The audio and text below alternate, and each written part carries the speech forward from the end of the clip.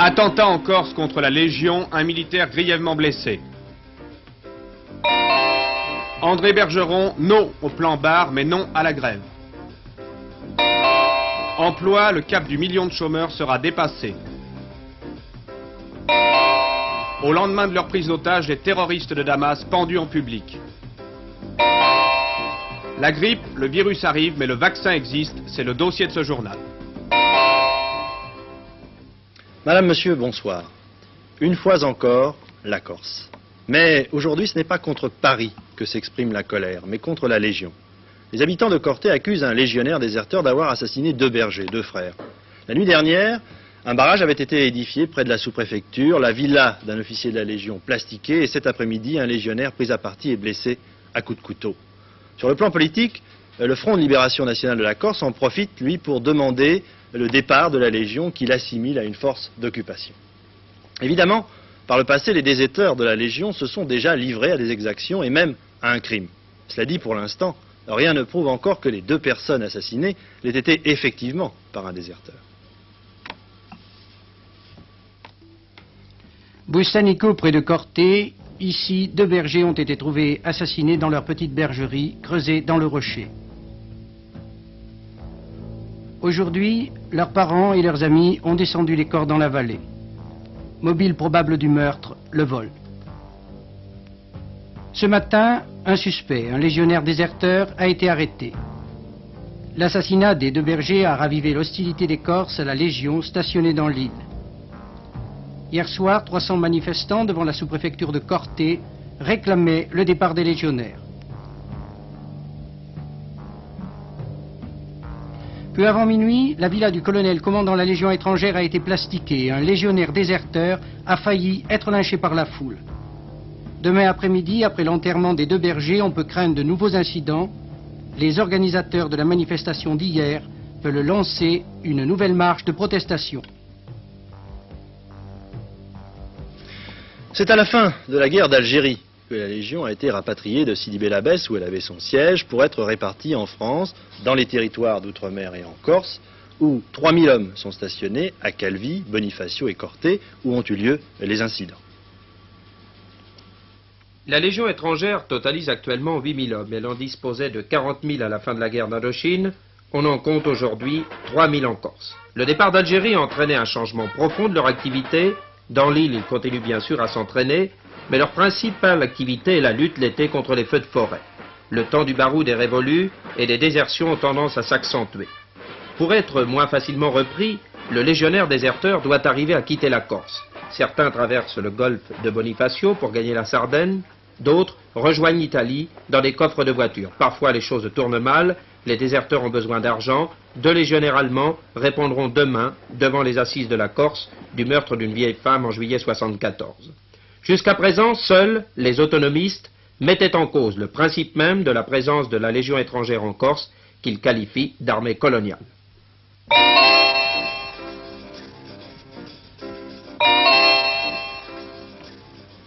Après les cadres samedi, c'est Force ouvrière qui vient de définir son attitude face au plan Barre. Vous en souvenez sans doute, dans un premier temps, M. Bergeron, comme M. Charpentier, le patron de la CGC, s'était plutôt montré favorable aux mesures gouvernementales. Mais vous allez l'entendre, après la réunion d'aujourd'hui, la réunion de son bureau confédéral, le ton de M. Bergeron a changé. Les militants de la CGT-FO n'approuvent pas le plan Barre. Nous avons lancé un appel solennel au gouvernement et au Parlement. Si, d'une manière ou d'une autre, on met en cause la liberté de négociation des salaires dans le cadre des conventions collectives, les fédérations forces ouvrières prendront leurs responsabilités et n'hésiteront pas, le cas échéant, à s'engager dans la grève. Cela veut-il dire en résumé que Force ouvrière rejoint le clan des mécontents? Peu importe que nous rejoignions ou non ce que vous appelez le camp des mécontents.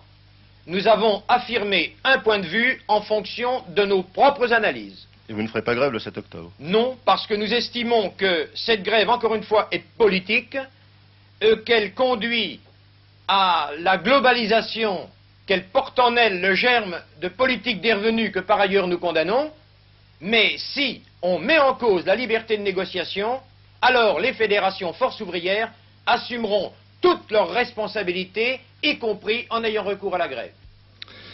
Du côté des syndicats, le Premier ministre a donc fait pratiquement le plein des mécontents. À cela vient s'ajouter le sondage Sofres Figaro sorti ce matin qui indique que si M. Raymond Barre a fait, à titre personnel, plutôt bonne impression sur 58% des Français, par contre, les chances de réussite de son plan sont jugées faibles par 54% des personnes interrogées. Cette différence d'appréciation sera sans doute un sujet intéressant d'analyse pour les spécialistes politiques. C'est-à-dire, le Premier ministre, qui déjeunait aujourd'hui à l'Élysée pour préparer la rentrée parlementaire, ne s'est pas montré autrement surpris par ce sondage. Touché de voir que les Français ont plutôt bonne impression de moi et de votre plan. Ah, c'est autre chose. Je crois qu'il faut leur expliquer un certain nombre de problèmes qu'ils n'ont pas encore compris.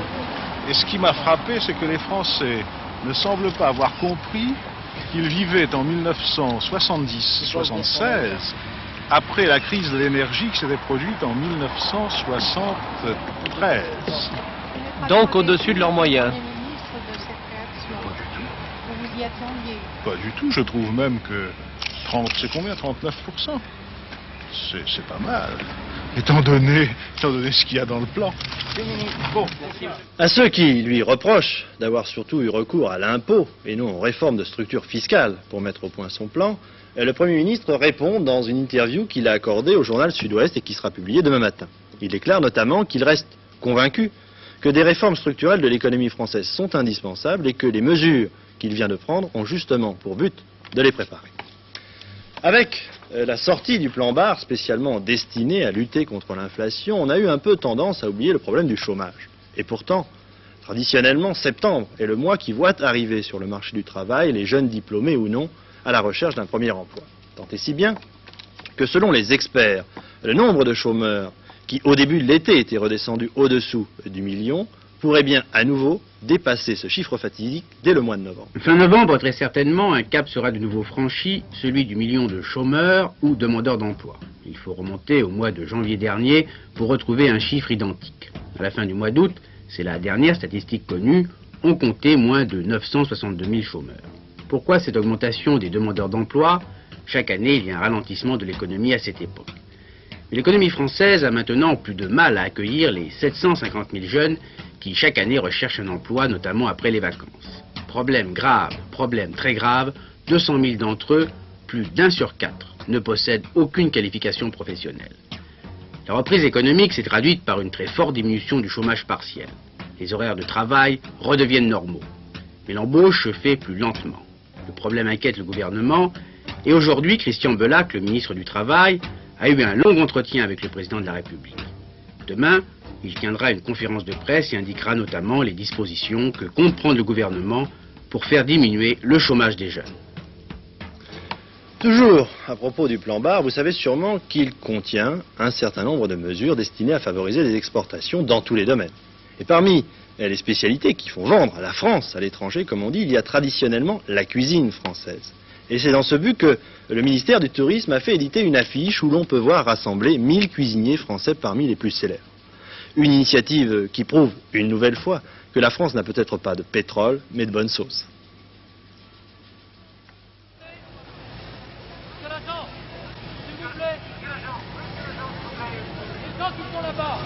Messieurs, je vous en prie. Non, vous comprenez, la photo va être prise d'en haut.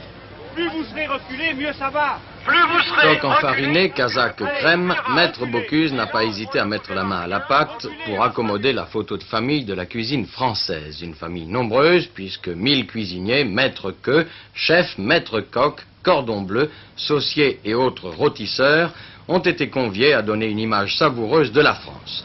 Au mépris des règles, on a laissé mijoter et mariner pendant un bon quart d'heure ce gratin de la cuisine française au risque de provoquer un sauce qui peut général. Enfin, on a aligné les toques en rang d'oignons afin d'obtenir la plus belle des brochettes. Cette affiche alléchante sortira vendredi. On pourra la contempler par le menu.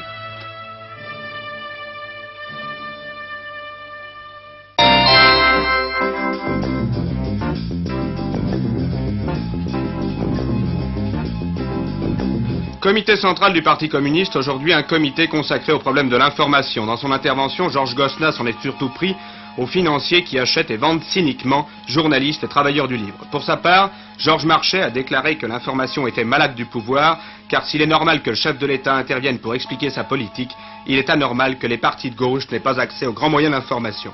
En tout état de cause, a annoncé le secrétaire général du PC, le parti continuera de lutter pour la diversité de la presse, seul moyen d'arriver à une démocratie véritable. Grève générale en Espagne à l'appel des mouvements de gauche, 21 organisations au total. Cette grève est très largement suivie dans le Pays basque espagnol. Un défilé a commencé il y a quelques instants dans les rues de Bilbao. À l'origine de ces manifestations, appuyer la demande d'une amnistie générale en Espagne. Hier, une partie des militants du mouvement autonomiste basque ETA ont annoncé qu'ils renonçaient désormais à la lutte armée et qu'ils allaient sortir de la clandestinité pour se consacrer au grand jour à la lutte politique dans le pays. Les deux coopérants français arrêtés en décembre 1975 par les Sahraouis seront libérés demain ou après-demain par le Front Polisario. Les deux coopérants, Jean-Pierre Dieff et Pierre Séguraud, avaient été arrêtés alors qu'ils prenaient des photos dans le Sahara espagnol. Depuis, de nombreuses tentatives pour les faire libérer avaient échoué. En revanche, on n'a toujours aucune nouvelle des 5 jeunes Français qui avaient disparu à peu près à la même époque dans le sud marocain et dont on n'avait retrouvé que le minibus. Coup de théâtre en Rhodésie, les 5 chefs d'État africains voisins de la Rhodésie ont finalement rejeté le plan Kissinger. Ils demandent maintenant que la Grande-Bretagne organise une conférence hors de Rhodésie pour constituer un gouvernement et mettre au point une constitution qui consacrerait immédiatement l'indépendance de la Rhodésie. Ce soir, un proche collaborateur d'Henry Kissinger affirme qu'au moment du voyage en Afrique du secrétaire d'État américain, les 5 chefs d'État étaient d'accord avec les termes de la négociation. Moins de 48 heures après la prise d'otage de Damas, les 3 survivants du commando palestinien ont été pendus ce matin en face même de l'hôtel où avait eu lieu le drame. Ces images que vous allez voir viennent de nous parvenir. Elles sont les premières et sans doute elles vous choqueront comme elles nous ont choqués par leur violence, par leur dureté. Ce matin, à l'aube, sur la grande place de Damas, face à l'hôtel Semiramis. C'est là que les 3 membres de ce commando palestinien avaient tenté hier une prise d'otage. Dans la nuit, un tribunal militaire d'exception les avait jugés et condamnés à la pendaison. Toute la journée, les corps des suppliciés sont ainsi restés exposés face à la foule.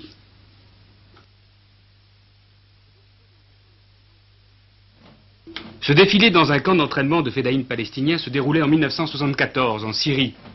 C'était l'époque où Yasser Arafat était reçu les bras ouverts à Damas, époque aussi où la Syrie servait de base arrière à la résistance palestinienne pour acheminer hommes et matériel au sud Liban, d'où partaient les attaques contre Israël. La Syrie, prête à intervenir en septembre 1970 en Jordanie pour sauver les Palestiniens du massacre, reçoit aujourd'hui le roi Hussein de Jordanie et parle même de fédération avec ce pays. La cause de la Palestine semble bien oublier l'OLP isolé, balancé d'un gouvernement à l'autre. La guerre du Liban est devenue le champ clos des dualités interarabes. Aidé au début de la guerre civile par la Syrie et rejeté par l'Égypte qui soutenait les conservateurs, aujourd'hui c'est l'inverse, le défenseur de Yasser Arafat et le président Sadat. En fait, pour la grande majorité des États arabes de droite ou de gauche, les Palestiniens représentent l'élément subversif qui risque de leur faire perdre le pouvoir. Soutenus en partie financièrement par la monarchie d'Arabie Saoudite, après cette attaque de Damas et ses pendaisons, les Palestiniens modérés risquent de rejoindre les extrémistes pour qui le retour en Palestine passe d'abord par la révolution et la chute des régimes arabes en place. Amnesty International, qui vient de tenir son congrès à Strasbourg, est une organisation qui depuis 15 ans lutte pour faire respecter les droits de l'homme et empêcher la violation des libertés en général. Amnesty International se distingue d'autres organisations du même genre car elle essaie chaque fois, au maximum, de faire appel à l'opinion publique internationale ou à celle du pays concerné pour faire fléchir les dirigeants politiques. L'organisation compte maintenant 70 000 membres dans 65 pays.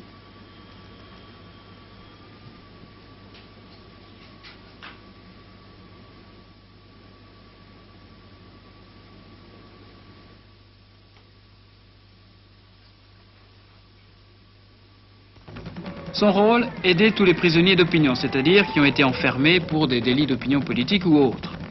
Sont exclus tous les prisonniers qui, par leur violence, se sont mis en contradiction avec les droits de l'homme, par exemple les terroristes. Les prisonniers d'opinion sont donc pris en charge par des groupes qui les aident à se réinsérer dans notre société.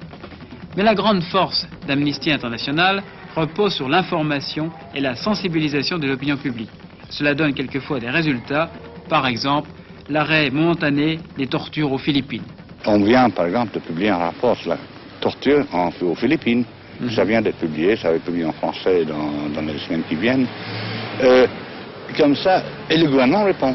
Ouais. Et le gouvernement des Philippines a pris une décision de mettre devant un procès public quelques officiers qui ont été responsables, suivant notre rapport, pour la torture. Selon vous, l'opinion publique a un rôle important à jouer? Très très important.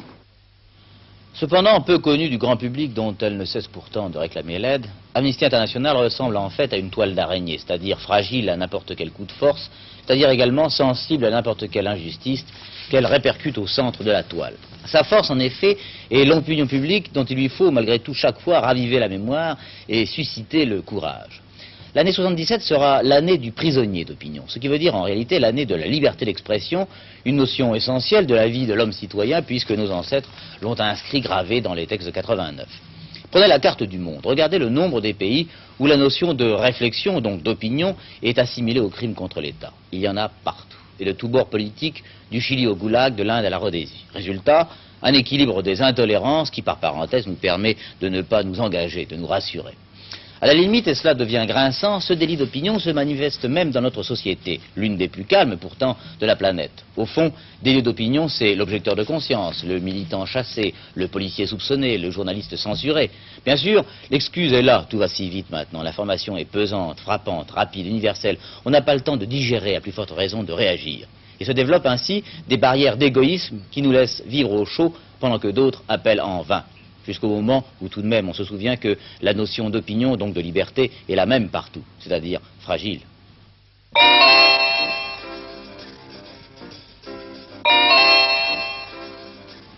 Dans 15 jours, dans un mois, la grippe 76 va arriver. On connaît même son nom, c'est le même que l'année dernière, Victoria. Et on sait comment s'en défendre, un vaccin est au point.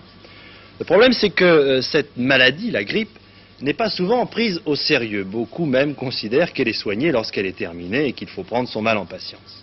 Et pourtant, le virus de la grippe a fait l'année dernière 12 000 victimes, presque autant que les accidents de la route, et surtout chez les personnes du troisième âge.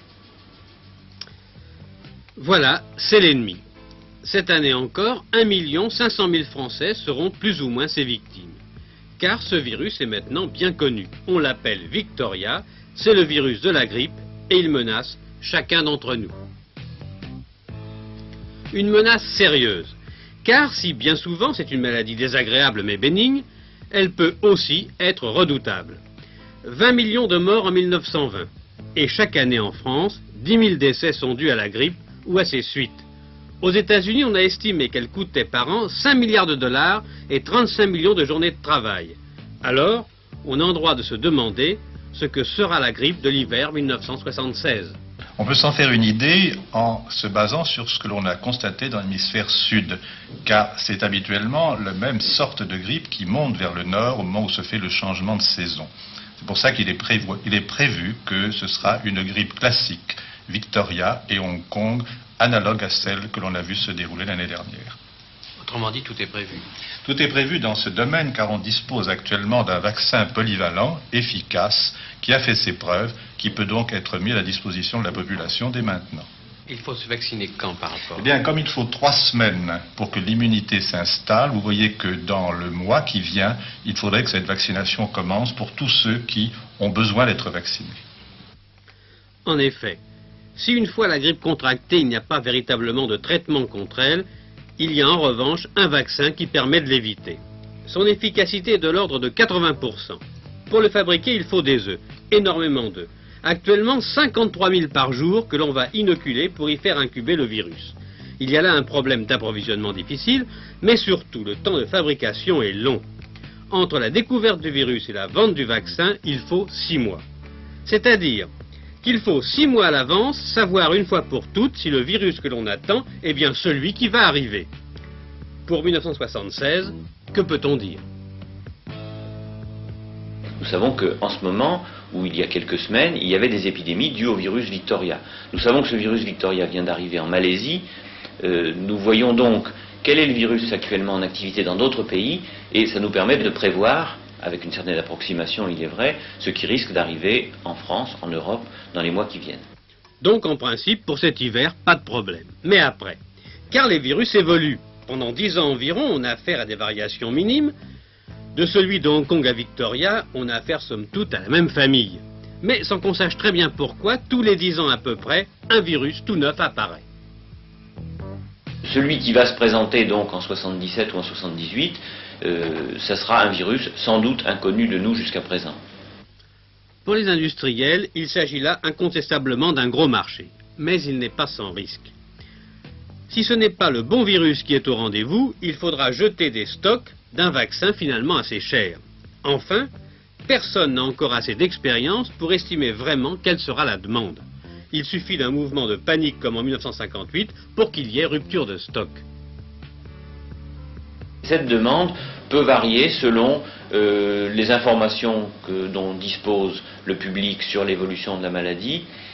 Ça peut varier selon une espèce de panique qui peut s'emparer du public quand on annonce une nouvelle épidémie, tous facteurs qui ne sont pas faciles à prévoir à l'avance. Il y a un certain nombre de groupes de population qui risquent leur vie quand ils attrapent la grippe, qu'on appelle les groupes à haut risque. Ce sont d'une part les personnes qui sont âgées de plus de 65 ans, qui sont d'autant plus exposées d'ailleurs qu'elles sont plus âgées, et puis un certain nombre de sujets qui ont des déficiences organiques ou des altérations organiques, notamment au niveau du cœur, des poumons et des reins. L'ennui, c'est que le vaccin coûte 27 francs et qu'il n'est pas remboursé, malgré quelques initiatives. La sécurité sociale a traditionnellement une vocation curative et elle n'investit pas encore dans la prévention. Mais surtout, dans le public, la mentalité est telle que cette année encore, beaucoup de gens de la population dite à haut risque négligeront de se faire vacciner. Les spécialistes nous disent que cela coûtera encore plusieurs milliers de morts inutiles. Quelles seraient, en résumé, vos recommandations ? Alors, mes recommandations seraient que ceux qui sont en danger, de deux sortes, je le dis bien, ceux qui sont en danger d'avoir une grippe grave, voire mortelle, se fassent vacciner dès que possible. Et je répète, il s'agit surtout des gens qui ont des problèmes respiratoires ou cardiaques et des personnes âgées. Et puis que ceux qui ont un rôle important à jouer dans le pays prennent la précaution de se vacciner pour ne pas risquer d'être immobilisés. Il est banal de dire qu'en toute chose, il faut mieux prévoir. Néanmoins, on ne peut s'empêcher de regretter que cette lutte contre la maladie ne soit pas en France, comme chez nombre de nos voisins, le fait de la communauté. La météo pour terminer, le temps n'est pas encore très propice à la grippe car des vents venant du sud continuent de traverser toute la France qui nous vaut des températures assez élevées. Des exemples, 22 au Havre aujourd'hui, 25 à Dijon et 28 à Marseille. Demain, le temps restera doux mais les pluies ou les orages seront encore fréquents, en particulier des Pyrénées et du Massif central au bassin parisien, aux Vosges et à la Belgique. Il y aura aussi quelques averses sur les Alpes et sur les régions de l'Ouest, alternant avec des éclaircies. Les vents resteront assez forts sur l'ensemble des côtes. Voilà, ce journal est terminé au nom de toute la rédaction d'Antenne 2 qui l'a préparé. Je vous souhaite une excellente soirée, mais avant de nous quitter, le rappel des principaux titres.